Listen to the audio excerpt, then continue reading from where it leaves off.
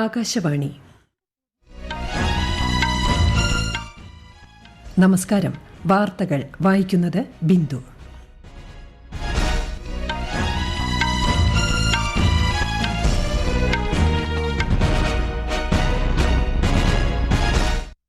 പ്രധാന വാർത്തകൾ. രാജ്യത്ത് ലോക്സഭാ തെരഞ്ഞെടുപ്പിന്റെ മൂന്നാം ഘട്ടത്തിനുള്ള നാമനിർദ്ദേശ പത്രികകളുടെ സൂക്ഷ്മ പരിശോധന പുരോഗമിക്കുന്നു. പത്രികകൾ തിങ്കളാഴ്ച വരെ പിൻവലിക്കാം. കേരളത്തിൽ തെരഞ്ഞെടുപ്പ് പ്രചാരണം സജീവം. മണ്ഡലങ്ങളിൽ സ്ഥാനാർത്ഥികൾക്കായി പിന്തുണ തേടി സംസ്ഥാന ദേശീയ നേതാക്കൾ രംഗത്ത്.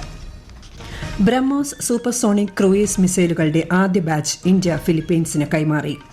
മദ്യനയ അഴിമതി കേസുമായി ബന്ധപ്പെട്ട അറസ്റ്റിലായ ഡൽഹി മുൻ ഉപമുഖ്യമന്ത്രി മനീഷ് സിസോദിയയുടെ ജാമ്യാപേക്ഷയിൽ വിധി പറയുന്നത് ഈ മാസം 30-ലേക്ക് മാറ്റി.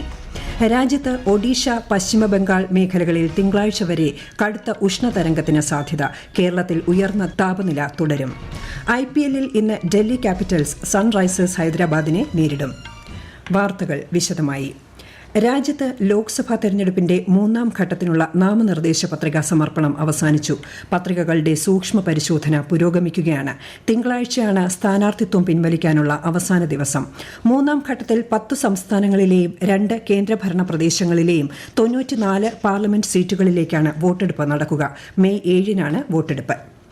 ലോക്സഭാ തെരഞ്ഞെടുപ്പിന്റെ ആദ്യഘട്ട വോട്ടെടുപ്പ് നടന്ന 102 സീറ്റുകളിൽ 62.37% പോളിംഗ്. വോട്ടെടുപ്പ് ഏറെക്കുറെ സമാധാനപരമായിരുന്നു. 7 ഘട്ടങ്ങളിലായുള്ള പൊതു തെരഞ്ഞെടുപ്പിൽ 21 സംസ്ഥാനങ്ങളിലും കേന്ദ്രഭരണ പ്രദേശങ്ങളിലുമായി 102 മണ്ഡലങ്ങളിലേക്കാണ് വോട്ടെടുപ്പ് നടന്നത്. ഉത്തരാഖണ്ഡ്, അരുണാചൽ പ്രദേശ്, സിക്കിം, മേഘാലയ, നാഗാലാന്റ്, മിസോറാം, തമിഴ്നാട് സംസ്ഥാനങ്ങളിലും പുതുച്ചേരി, ആൻഡമാൻ നിക്കോബാർ ദ്വീപുകൾ, ലക്ഷദ്വീപ് എന്നീ കേന്ദ്രഭരണ പ്രദേശങ്ങളിലും വോട്ടെടുപ്പ് നടന്നു. 1625 സ്ഥാനാർത്ഥികളാണ് മത്സരിച്ചത്. മുതിർന്ന BJP നേതാക്കളും കേന്ദ്രമന്ത്രിമാരുമായ നിതിൻ ഗഡ്കരി, സർബാനന്ദ സോനോവാൾ, കിരൺ റിജിജു, ഡോക്ടർ ജിതേന്ദ്ര സിംഗ്, സഞ്ജീവ് ബല്യാൻ, BJP നേതാക്കളായ തമിഴ്സൈ സൌന്ദരരാജൻ, ജിതിൻ പ്രസാദ, കോൺഗ്രസ് നേതാക്കളായ ഗൌരവ് ഗൊഗോയ്, കാർത്തി ചിദംബരം, നകുൽനാഥ്, DMKയുടെ ദയാനിധി മാരൻ എന്നിവരാണ് പ്രമുഖർ. പുതുച്ചേരി ലോക്സഭാ മണ്ഡലത്തിന്റെ ഭാഗമായ മാഹിയിൽ 65.95% പേർ വോട്ട് രേഖപ്പെടുത്തി. ലക്ഷദ്വീപിൽ ഇന്നലെ രാത്രി ഏറെ വൈകി ലോക്സഭാ തെരഞ്ഞെടുപ്പ് അവസാനിക്കുമ്പോൾ 84% പോളിംഗ് രേഖപ്പെടുത്തി. 10 ദ്വീപുകളിലായി 55 പോളിംഗ് ബൂത്തുകളിലാണ് വോട്ടെടുപ്പ് നടന്നത്.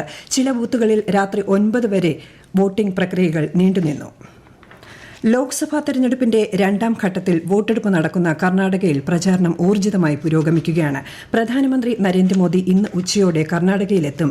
ചിക്കബെല്ലാപൂർ ജില്ലയിലെ ചൊക്കഹള്ളിയിലും ബംഗളൂരു പാലസ് ഗ്രൌണ്ടിലും സംഘടിപ്പിക്കുന്ന പ്രചാരണ പൊതുയോഗങ്ങളിൽ അദ്ദേഹം പങ്കെടുക്കും.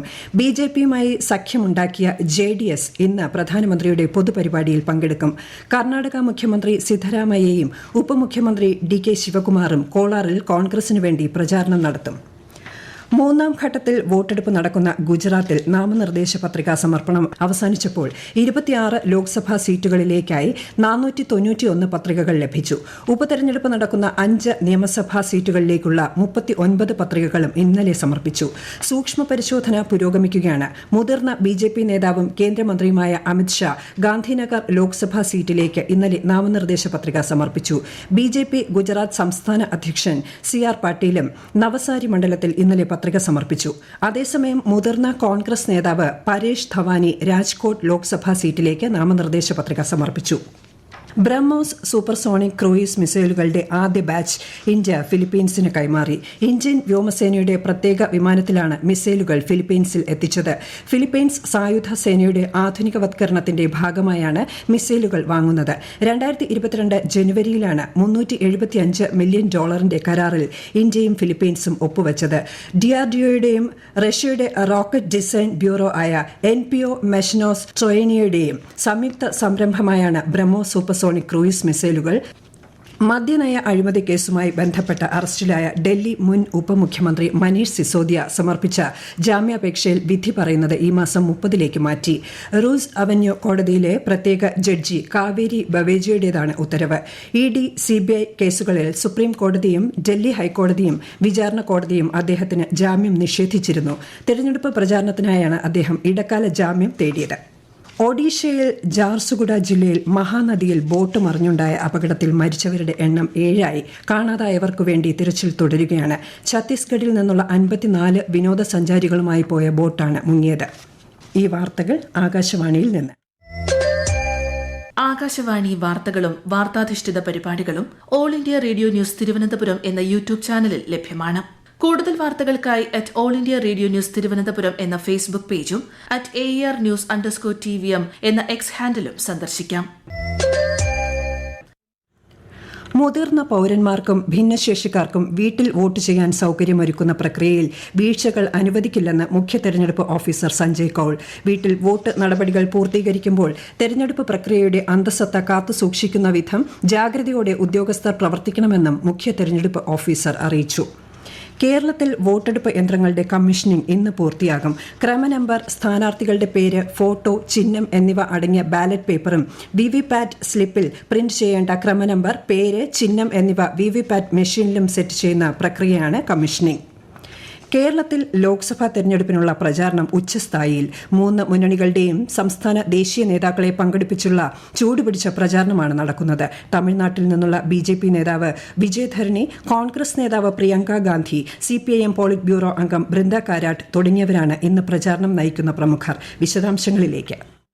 ലോക്സഭാ തിരഞ്ഞെടുപ്പിൽ മത്സരിക്കുന്ന UDF സ്ഥാനാർത്ഥികളുടെ പ്രചരണാർത്ഥം AICC general secretary Priyanka Gandhi കേരളത്തിൽ. ചാലക്കുടി ലോക്സഭാ മണ്ഡല സ്ഥാനാർത്ഥി ബെന്നി ബെഹനാനു വേണ്ടി പൊതുസമ്മേളനത്തിൽ പ്രിയങ്ക ഗാന്ധി പങ്കെടുക്കും. തുടർന്ന് UDF സ്ഥാനാർത്ഥി ആന്റോ ആന്റണിക്ക് വേണ്ടി പത്തനംതിട്ടയിൽ നടക്കുന്ന പൊതുസമ്മേളനത്തിൽ പങ്കെടുത്ത ശേഷം തിരുവനന്തപുരത്ത് ശശി തരൂരിന്റെ പ്രചരണാർത്ഥം റോഡ് ഷോയിലും പൊതുസമ്മേളനത്തിലും ശ്രീമതി പ്രിയങ്ക പങ്കെടുക്കും. അതേസമയം NDA സ്ഥാനാർത്ഥി രാജീവ് ചന്ദ്രശേഖറിന് പിന്തുണയുമായി തിരുവനന്തപുരത്ത് സംഘടിപ്പിച്ച അനന്തപുരി മഹിളാ കൂട്ടായ്മയിൽ തമിഴ്നാട്ടിൽ നിന്നുള്ള BJP നേതാവ് വിജയധരണി പങ്കെടുത്തു. വിവിധ ഫുട്ബോൾ ക്ലബ് ഭാരവാഹികളുമായി ശ്രീ രാജീവ് ചന്ദ്രശേഖർ നടത്തുന്ന കൂടിക്കാഴ്ചയിൽ കായികതാരം അഞ്ജു ബോബി ജോർജ് പങ്കെടുക്കും. LDF സ്ഥാനാർത്ഥിക്ക് പിന്തുണയുമായി CPIM പോളിറ്റ് ബ്യൂറോ അംഗം ബൃന്ദ കാരാട്ടിന് തൃശൂരിൽ വിവിധ പ്രചരണ പരിപാടികളിൽ പങ്കെടുക്കും. LDF വയനാട് മണ്ഡലം സ്ഥാനാർത്ഥി ആനി രാജയ്ക്ക് പിന്തുണയുമായി CPI ദേശീയ ജനറൽ സെക്രട്ടറി D രാജ മാനന്തവാടിയിൽ പൊതുയോഗത്തിൽ പങ്കെടുക്കും. മുഖ്യമന്ത്രി പിണറായി വിജയൻ ഇന്ന് വടകരയിലാണ്. News desk Akashvani. ഒഡീഷയിലും പശ്ചിമബംഗാളിന്റെ തെക്കൻ മേഖലകളിലും തിങ്കളാഴ്ച വരെ കനത്ത ഉഷ്ണതരംഗത്തിന് സാധ്യതയെന്ന് കേന്ദ്ര കാലാവസ്ഥാ വകുപ്പ്. ഝാർഖണ്ഡ്, തെലങ്കാന, ആന്ധ്രാപ്രദേശിന്റെ തീരമേഖല, കേരളം, സിക്കിം തുടങ്ങിയയിടങ്ങളിലും താപനില ഉയരാൻ സാധ്യതയുണ്ട്. അതേസമയം ഹിമാചൽ പ്രദേശ്, ജമ്മുകശ്മീർ, ലഡാക്ക്, ഉത്തരാഖണ്ഡ് പ്രദേശങ്ങളിൽ അടുത്തയാഴ്ച വരെ ഇടിമിന്നലോടുകൂടിയ നേരിയ മഴയ്ക്കും കാറ്റിനും സാധ്യത. IPLൽ ഇന്ന് ഡൽഹി ക്യാപിറ്റൽസ് സൺറൈസേഴ്സ് ഹൈദരാബാദിനെ നേരിടും. ന്യൂഡൽഹിയിലെ അരുൺ ജെയ്റ്റ്ലി സ്റ്റേഡിയത്തിൽ രാത്രി 7:30 മത്സരം. ISLൽ ഇന്ന് FC ഗോവ ചെന്നൈയിൻ FCയെ നേരിടും. രാത്രി 7:30 ഗോവയിലെ ഫത്തോദ സ്റ്റേഡിയത്തിലാണ് മത്സരം. വേനൽ മഴ തുടരുന്ന സാഹചര്യത്തിൽ ഡെങ്കിപ്പനി വ്യാപിക്കാൻ സാധ്യതയുള്ളതിനാൽ പ്രതിരോധം ഊർജിതമാക്കണമെന്ന് ആരോഗ്യവകുപ്പ് അധികൃതർ. മഴക്കാല പൂർവ്വ ശുചീകരണ പ്രവർത്തന പുരോഗതി വിലയിരുത്താൻ എല്ലാ ജില്ലകളിലും ജില്ലാ മെഡിക്കൽ ഓഫീസർമാരുടെ നേതൃത്വത്തിൽ പ്രത്യേക സമിതികൾ രൂപീകരിക്കും. ആലപ്പുഴയിൽ 2 സ്ഥലങ്ങളിലെ താറാവുകളിൽ പക്ഷിപ്പനി കണ്ടെത്തിയ സാഹചര്യത്തിൽ ആരോഗ്യവകുപ്പ് പ്രതിരോധ പ്രവർത്തനങ്ങൾ ശക്തമാക്കി. ഇതുമായി ബന്ധപ്പെട്ട ആരോഗ്യവകുപ്പ് നൽകുന്ന മാർഗനിർദ്ദേശങ്ങൾ എല്ലാവരും കർശനമായി പാലിക്കണമെന്ന് മന്ത്രി വീണ ജോർജ് പറഞ്ഞു. തൃശൂർ പൂരം വെടിക്കെട്ട് പൂർത്തിയായി. രാവിലെ പാറമേക്കാവും തിരുവമ്പാടിയും വെടിക്കെട്ട് നടത്തി. പുലർച്ചെ 3:30 ആരംഭിക്കേണ്ട വെടിക്കെട്ട് പ്രതിഷേധം മൂലം മണിക്കൂറുകൾ വൈകിയിരുന്നു. വെടിക്കെട്ടിന് അനാവശ്യ നിയന്ത്രണം ഏർപ്പെടുത്തിയെന്നാരോപിച്ച് തിരുവമ്പാടി ദേവസ്വം പ്രതിഷേധിക്കുകയായിരുന്നു. മന്ത്രി കെ രാജനുമായി നടത്തിയ ചർച്ചയിലാണ് വെടിക്കെട്ട് നടത്താൻ തീരുമാനമായത്. ഇപ്പോൾ പകൽപൂരം പുരോഗമിക്കുകയാണ്.